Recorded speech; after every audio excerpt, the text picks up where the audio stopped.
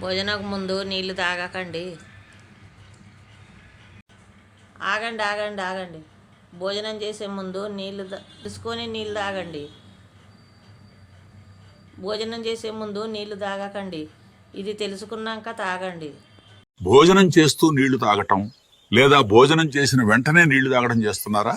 భోజనం చేస్తూ నీళ్లు తాగినా తిన్న వెంటనే నీళ్లు తాగినా మన జీర్ణశక్తి తగ్గిపోతుంది. ఎందుకంటే మనం తిన్న వెంటనే మన కడుపులో డైజెస్టివ్ ఎంజైమ్స్, యాసిడ్స్ విడుదలయ్యి జీర్ణక్రియ మొదలవుతుంది. ఆయుర్వేదం ప్రకారం జీర్ణశక్తి అనేది అగ్నితత్వంని సూచిస్తుంది.